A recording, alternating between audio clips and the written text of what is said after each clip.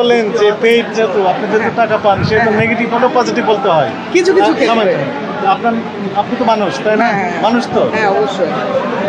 মানুষ হিসেবে আপনার দায়িত্ব আছে না অন্য মানুষের কল্যাণ সেটা কামনা করা? অবশ্যই, সেটা তো আপনি অবশ্যই। তারপরে আপনি ভুল তথ্য দিয়ে মানুষকে মিসগাইড করেন কেন? বাট আমি যখন ট্রাই করেছি আমি কখনো এলোমেলো কিছু দেখি টাকা নাই। পেলে আপনি এলোমেলো আর দেখতে পান না, আসলে যখন এটা কি বলবো, মাথা তখন ঠিক থাকে না টাকার কারণে, না সেটা না। রিভিউ তখন ভালো হতে থাকে। আমরা তো ওইভাবে বিস্তারিত ঘেটে দেখতে পারি না। আমরা তাহলে যদি চাই পারেন না তাহলে বলেন কেন যদি ভালো? খাবারের টেস্ট যদি ভালো পাই, বাট বিস্তারিত আসলে ঘাটাঘাটি তো করা হয়। এখন তো বুঝতে পেরেছেন ভুল হয়েছে। হ্যাঁ এটা অবশ্যই ওদের এটা যে এখন তাহলে আপনি যখন এই পজিটিভ রিভিউ দিবেন তখন বিস্তারিত জেনে শুনে তারপরে দিবেন, এর আগে দিবেন না। হ্যাঁ প্রত্যেকটা ফুড ব্লগারই সেটা উচিত, বাট আমাদের জেনারেশনটা এখন কি হয়ে গেছে, ফুড ব্লগারদের যেখানে টাকা পায় সেখানে ভালো রিভিউ। এখানে তো সমস্যা হ্যাঁ, এটাই নৈতিক অবক্ষয় হয়ে ঘটেছে না? সেটাই আর কি। বাট আমি নীতি নৈতিকতা বলতে একটা কোশ্চেন আছে। বাট আজ পর্যন্ত আমি রাব্বানিতে খারাপ কিছু পাই নাই। But আজকে কি দেখলেন? আজকে দেখলাম আজকে। আপনি ফুড ব্লগার? না না না না আমি দেখলাম আর কি, আমি রাপানিতে খাওয়া দাওয়া করি। ওর আপনাদের খাওয়া দাওয়া করে রাখে। আমি আজকে মেনলি আসছিলাম পাশের উনি রেস্টুরেন্ট। আপনার সাথে আসছেন মনে হয়। হ্যাঁ আমাদের একই গ্রুপের ইনারা আছেন, টাকা পেলেই ভালো, টাকা না পেলেন নাই। বাট ইট সাডেনলি এগুলো করবেন না। শুট করতে আসি। শুধু একটা প্রশ্ন রাখতে চাই, সেটা হলো যে মনে করেন আপনার এই রিভিউ দেখে 10 জন মানুষ খাইতে আসলো, 5 জন মানুষের শারীরিক অসুস্থতা হলো, আপনি যে পেইড ভাবে যেভাবে প্রমোশন করেন সেটা কি তার ক্ষতিপূরণ দিতে পারবেন?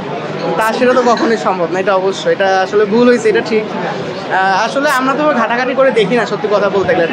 পেজ যখন পাই আসি রিভিউ করি, ভালোটা ভালো বলি, খারাপটা হলে কিছুটা খারাপ বলে ট্রাই করি। কি বলেন তো, কি শিখলেন? হ্যাঁ কি শিখলেন আজকে অভিযান থেকে? না অবশ্যই আমাদের আগে টাকা না, আগে মানুষের স্বাস্থ্যের দিকটা নজর দেওয়া উচিত, যে কোন জিনিসটা মানুষের শরীরকে ক্ষতি করছে, যেটা মানুষের ক্ষতি করছে সেটা অবশ্যই আমাদের করা উচিত না।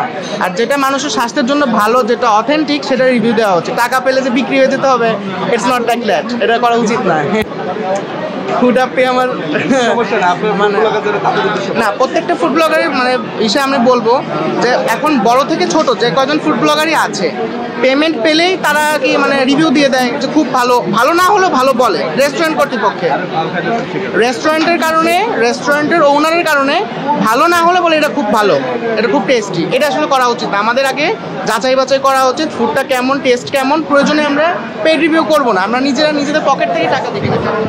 আপনি একটু এর সাথে যোগ করবেন যে আসলে যারা এইভাবে যারা প্রমোট করে না জেনে তাদের উদ্দেশ্যে একটু কিছু বলুন। বা হলো পেইডলি যারা আনএথিক্যাল বিজনেস, উনি বলছেন না। আনএথিক্যাল বিজনেস জেনে শুনে তারপরে তো প্রমোট করা উচিত, তাই না? এই রেসপন্সিবিলিটি না নিতে হবে। না জেনে শুধু টাকা পেলাম আর ভালো বললাম, এটা তো অ্যাকসেপ্টেবল হবে। যে কাস্টমার প্রতারিত হচ্ছেন কিনা সেটাও তো তার ভেবে দেখা উচিত, সেটা ওনারা করছেন। যদি উনি ফ্র্যাঙ্কলি স্বীকার করলেন যে টাকা যখন পান তখন দেখা যাচ্ছে এই কী বললেন উনি, নেগেটিভকে পজিটিভ বলে ফেলে।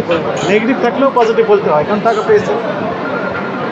এগুলো আর করতে চলেন।